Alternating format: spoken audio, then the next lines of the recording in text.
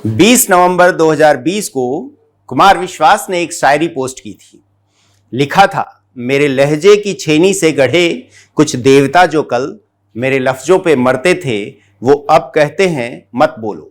और ये बात केजरीवाल पर सटीक बैठती है, क्योंकि जिसने भी खिलाफ बोला उसे पार्टी और घर से बाहर का रास्ता दिखा दिया।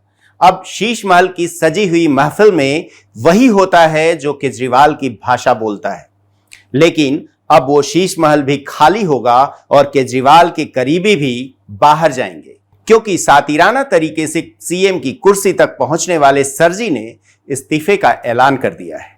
लेकिन इसमें मनीष सिसोदिया का नाम भी घसीट लिया। सूत्र बताते हैं, मनीष सिसोदिया इस उम्मीद में बैठे थे कि सरजी इस्तीफा दें तो मैं सीएम बनूं। सिसोदिया पार्टी में नंबर 2 भी हैं, इस नाते सीएम पद की रेस में वो सबसे बड़े थे। लेकिन केजरीवाल ने ऐसी नस दबाई कि सिसोदिया चिल्ला भी नहीं पाए। पर कहते हैं, केजरीवाल अगर दिल्ली में सर्वे करवा लें कि हमारे बाद सीएम किसे होना चाहिए, तो उनकी पत्नी सुनीता और उनकी पसंदीदा नेता आतिशी से ज्यादा वोट सिसोदिया को मिल जाएंगे। लेकिन केजरीवाल यहां अपने चक्कर में सिसोदिया के सपनों की बलि चढ़ा देते हैं, ठीक वैसे ही जैसे कुमार विश्वास, आशुतोष, योगेंद्र यादव और शाजिया इल्मी के सपनों पर पानी फेर देते हैं। लेकिन केजरीवाल सिर्फ नेताओं के साथ ही ऐसा नहीं करते, वो जनता का भी सपना तोड़ते हैं। जिस जनता से केजरीवाल ने यह कहकर वोट लिया था कि दिल्ली को झीलों का शहर बना देंगे, वो दिल्ली कैसी बन गई है तस्वीरों में देख लीजिए। जिस यमुना को साफ करने की कसम केजरीवाल कई साल खा चुके हैं, वो यमुना कैसी है वो तस्वीरों में देख लीजिए।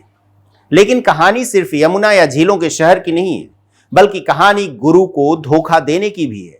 जैसे कर्ण ने अपने गुरु परशुराम से झूठ बोला, वैसे ही केजरीवाल ने अपने गुरु अन्ना हजारे से झूठ बोला, और इसका दर्द अन्ना हजारे शायद पूरी जिंदगी नहीं भूल पाएंगे। इसीलिए जब इधर केजरीवाल ने इस्तीफे का ऐलान किया, उधर अन्ना हजारे गुस्से में कहने लगे, उस समय मैंने बार बार कहा कि राजनीति में नहीं जाना, समाज सेवा आनंद देती है, आनंद बढ़ाओ, लेकिन उसके दिल में बात नहीं रही, और आज जो होना था वो हो गया।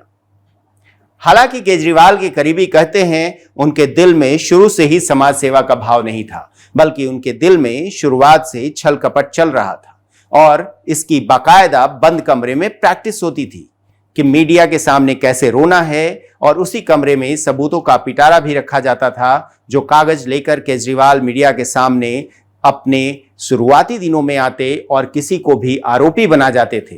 पर जब मुकदमे चलने शुरू हुए तो केजरीवाल ने पलटी मारी और माफी मांगनी शुरू कर दी।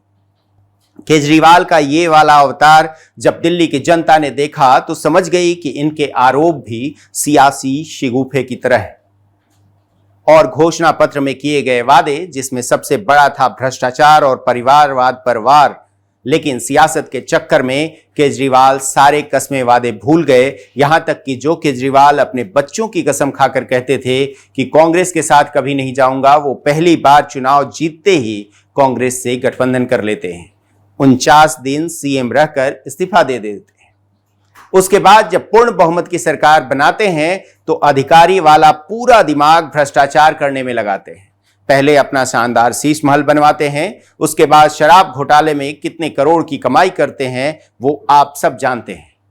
धूर्तता और शातिराना तरीके का अंदाजा आप इसी बात से लगाइए कि जो केजरीवाल खुले में ये कहते थे, गाड़ी नहीं लूंगा, बंगला नहीं लूंगा, सुरक्षा नहीं चाहिए, बस जनता की सेवा करनी है, वो सरकारी गाड़ी भी लेते हैं, अपने लिए विदेश से टाइल्स और पर्दे मंगवाकर शीश महल बनवाते हैं, और प्राइवेट सुरक्षा के लिए विभव कुमार जैसा बाउंसर भी रखते हैं। लेकिन केजरीवाल की करतूतें यहीं खत्म नहीं होती, बल्कि जिस परिवारवाद के खिलाफ ये खूब बोलते थे, उसी परिवारवाद को बढ़ावा देने की नींव केजरीवाल जनवरी 2021 में रखते हैं, जब आम आदमी पार्टी के संविधान में बाकायदा ये प्रावधान जोड़ते हैं कि परिवार के एक से ज्यादा लोग चुनाव लड़ सकते हैं, पार्टी में शामिल हो सकते हैं और बड़े पद पर बने रह सकते हैं, तो दूसरा ये कि खुद आजीवन आम आदमी पार्टी के अध्यक्ष रहेंगे, जबकि नियम ये था कि एक व्यक्ति 2 बार से ज्यादा पार्टी का संयोजक नहीं रह सकता।